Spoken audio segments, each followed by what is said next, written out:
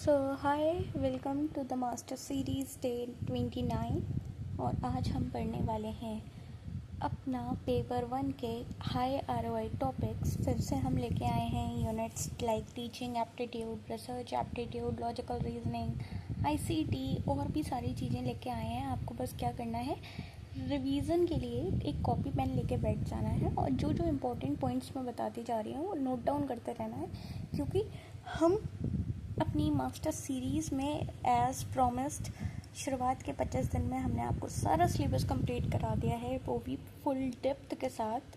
जितना भी आपको JRF लेवल कंटेंट चाहिए था उस हिसाब से। और अब बचे हुए 25 दिन, that is like we are on the day 29।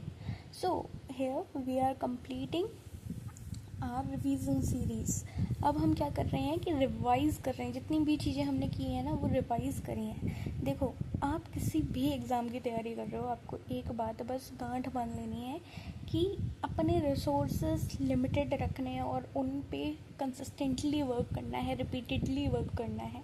तो मैंने आपको जितना भी पढ़ाया है उतना सारा मैं बार बार रिवाइज़ इसलिए करा रही हूँ जिससे आपका कोर कॉन्सेप्ट जो है वो क्लियर हो और आप PYQ को बहुत अच्छे से कर पाओ।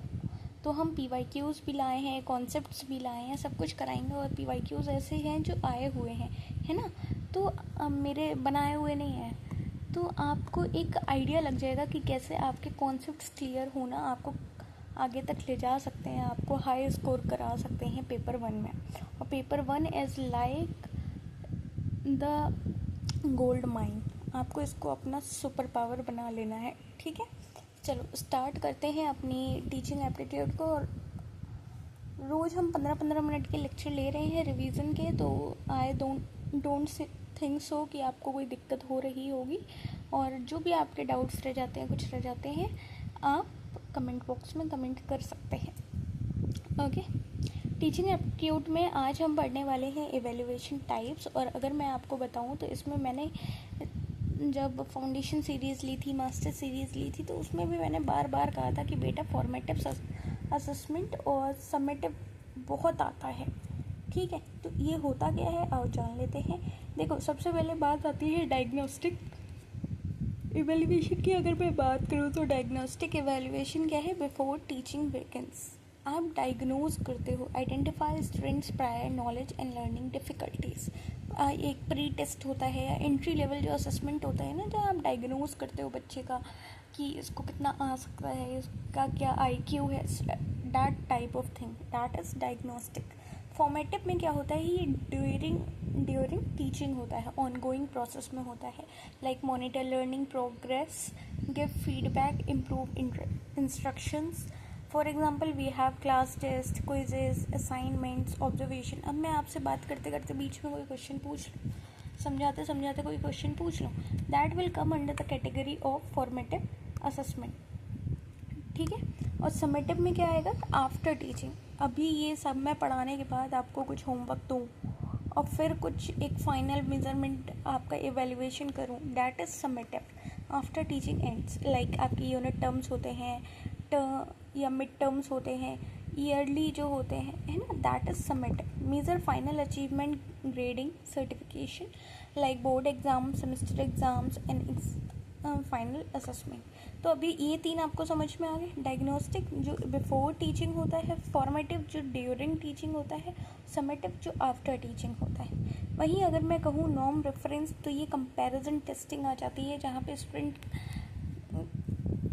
कंपेयर किए जाते, स्टूडेंट्स की परफॉर्मेंस कंपेयर की जाती है against peers, the norm group, like competitive exams, IQ tests. Criterion reference क्या होते हैं? देखो, नॉर्म रेफरेंस जो क्राइटेरियन रेफरेंस, ये ऐसे टॉपिक्स हैं जो आप बेसिकली छोड़ देते हो, बट ये छोड़ने नहीं है। छोटी छोटी सी बातें हैं जो समझ लेनी है। नॉर्म रेफरेंस आपको पता है कि कंपैरिजन टेस्टिंग होती है, और क्राइटेरियन रेफरेंस में एक स्टैंडर्ड बेस्ड टेस्टिंग होती है, जहाँ पे स्टूडेंट की परफॉर्मेंस एक फिक्स्ड स्टैंडर्ड के अराउंड कंपेयर की जाती है, like driving test, medical licensing, CTET pass या फेल, है ना, ऐसे वाला। कि ड्राइविंग टेस्ट उसके अपने कुछ क्राइटेरियाज हैं, वो उस बेसिस पे कौन बच्चा कितना निकाल रहा है, that is the thing criterion referenced और नॉन रेफरेंस्ड आपके कॉम्पिटिटिव एग्जाम्स आपको समझ में आ ही गया होगा। रिसर्च एथिक्स और टाइप्स ऑफ डेटा की बात करें तो प्लैग तो बहुत पूछा जाता है। एथिक्स में सबसे पहले आता है इन्फॉर्म्ड कंसेंट, कि जो भी पार्टिसिपेंट इन्वॉल्व हो रहे हैं उन्हें मालूम होना चाहिए कि रिसर्च किस बारे में की जा रही है और उनका वॉलंटरीली पार्टिसिपेशन होना चाहिए और वो कभी भी विड्रॉ कर सकते हो उस प्रोसेस से। एनोनिमिटी क्या होता है कि पार्टिसिपेंट्स की जो आइडेंटिटी है वो रिवील नहीं करी जाती है रिसर्च रिपोर्ट में। उनके पॉइंट्स रखे जाते हैं, उनका रिस्पॉन्स रखा जाता है, but not the identities. Confidentiality, that is information shared by the participants is kept private and used only for research purposes. Non maleficence, मतलब आप किसी के बारे में कुछ जान रहे हैं, इसका मतलब ये नहीं है कि आप उसको किसी भी तरह से कोई नुकसान पहुंचा सकते हैं, नहीं। Research must not cause harm to participant on the physical, psychological और सोशल लेवल। प्लेगरिज्म, जिसमें बात आती है using others work without credit. Intellectual theft की तरह इसको माना जाता है major ethical violation in the academic research. Fabrication, मतलब आप डेटा को बस मेकअप कर देते हो, जो कभी आपने कलेक्ट ही नहीं किया, थोड़ा सा रीडिंग ऊपर नीचे कर दी। Most serious research fraud. Falsification is like the manipulating existing data to change results, also the serious fraud.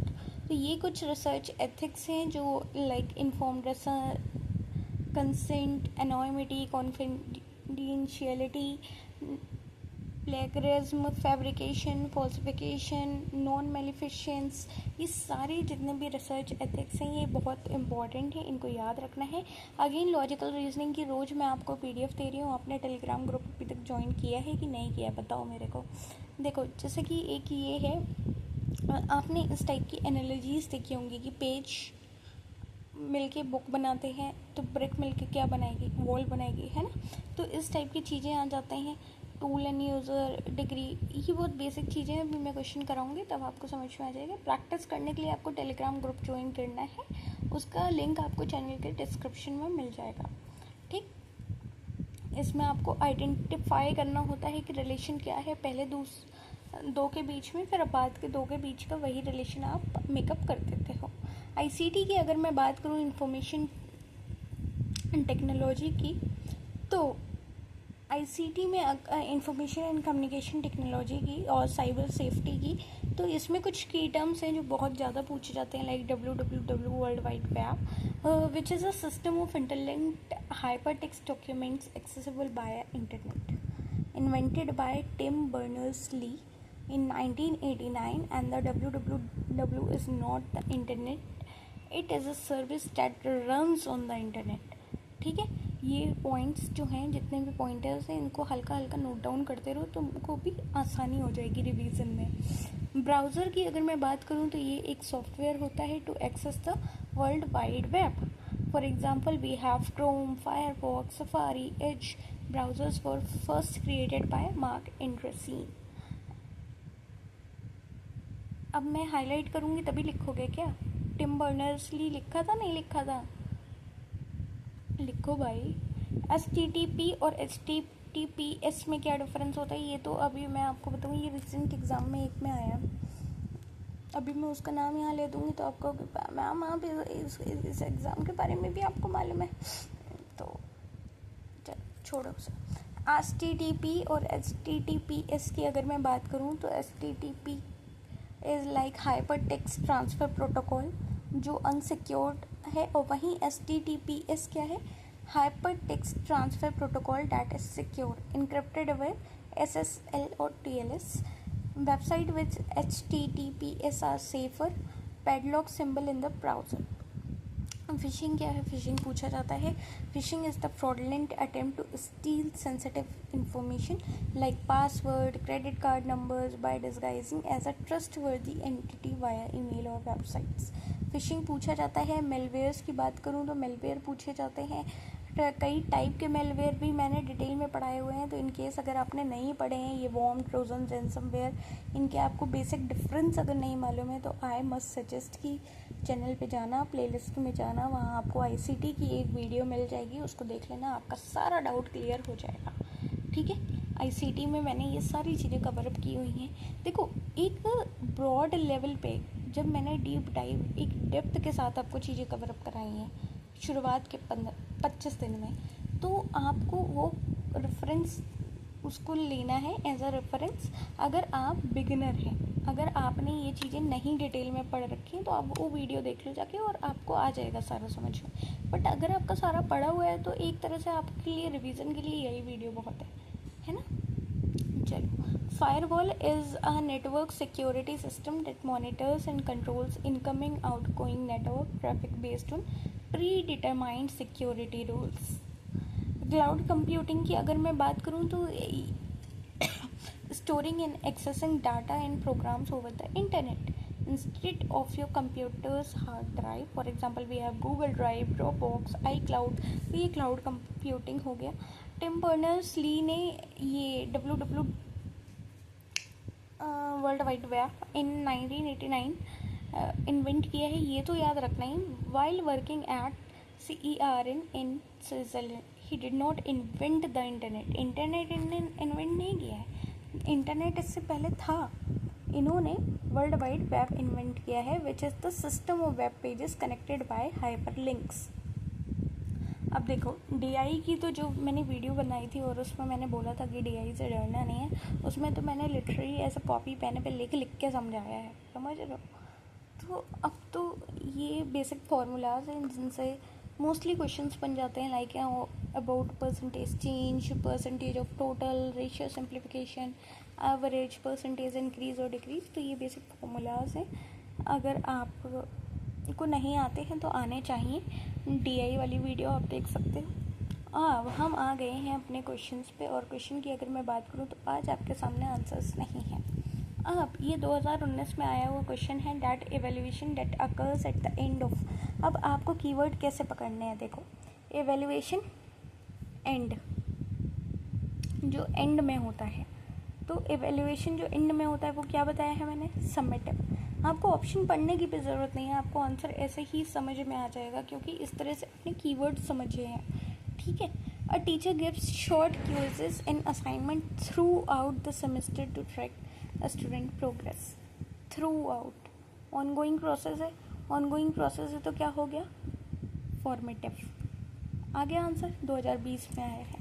2021 की बात मैं करूं, जो आया है हमारा, using another persons ideas, words, research findings in your works without giving credit is called. आपने किसी का काम यूज़ कर लिया और उसको क्रेडिट नहीं दे रहे हो, तो क्या हुआ। अब देखो, मिसकंडक्ट तो हुआ, बट इसको आप एक जो टेक्निकल वर्ड देते हैं वो आप मिसकंडक्ट नहीं कह सकते, है ना। तो ये तो आपका हट गया। फैब्रिकेशन क्या होता है कि आप वैल्यूज़ मेकअप कर देते हो जो भी डेटा आपने कलेक्ट भी नहीं किया होता, ये भी नहीं हुआ। फाल्सिफिकेशन कोई गलत, वो भी नहीं हुआ। प्लेगरिज्म, मतलब बेसिक आपको पता होगा, लेकिन मैंने फिर भी आपको एक आइडिया बताया कि आप एलिमिनेट भी कर सकते हो। 2018 में ये आया है कि मेकिंग अप द डेटा। देखो, मेकिंग अप द डेटा मिल गया कीवर्ड। अब कीवर्ड मिल गया तो इनके आंसर अब आप कमेंट डाउन करो, क्योंकि these are the basic question, समझ रहे हो, जो ऐसे ही आ जाते हैं। अभी आप कहोगे कि मैम अभी लेटेस्ट के लाइए 2025 से, है ना, आपका कहना होगा मैम 24-25 के लाइए, तो वो भी मैम लाएंगी, सब कुछ लाएंगी, लेकिन अभी आप पहले ये समझो जो दिखाया जा रहा है, जो समझाया जा रहा है। 2022 का वर्ल्ड वाइड वेब किसने इन्वेंट किया, ये तो अभी मैंने 4 बार बोल दिया। आंसर कमेंट डाउन करो सारे, आई वॉन्ट टू सी कि आपको कितना आता है। Which of the following represent a secure version. अब सिक्योर आ गया, बस आपको ऐसे तो ही लगाना है, लगा दो भाई। ये बताओ, एनालॉजी बताओ, पेन राइटर स्टेटस्कोप। कंप्यूटर को अगर ऐसे लिख रहे हैं तो प्रिंटर को कैसे लिखेंगे, कमेंट डाउन। नेक्स्ट टर्म क्या होगा सीरीज़ में, 1496 दिख गया आपको स्क्वायर से। कम्युनिकेशन का आपको क्या लगा कि हम मिक्स PY क्यों नहीं कराएंगे, सब कराएंगे बेटा। Type of communication flows from a higher authority to subordinate. ये क्योंकि मैंने आपको कल ही रिवाइज़ कराया है, तो इतना हक बनता है मेरा पूछना भाई। चलो आंसर कमेंट डाउन करो जल्दी। हायर अथॉरिटी से सबॉर्डिनेट पे आ रहे हैं, मैंने तो आपको हिंट भी दे दी है। अब जल्दी से आंसर कमेंट डाउन करो। Primary green house gas responsible for the largest share of human cost climate changes. बताओ। एजेंडा 21 कल भी मैंने बोला था इम्पोर्टेंट है, कल ही इन्वायरमेंट कराया है मैंने। हायर एजुकेशन यूजीसी तो यार कल, मतलब कल मैंने higher education, environment, logical reasoning और ये कम्युनिकेशन, ये चीज़ें कराई हैं। तो यूजीसी जल्दी से बता दो कौन से एक्ट ऑफ पार्लियामेंट के अंदर कब हुआ है।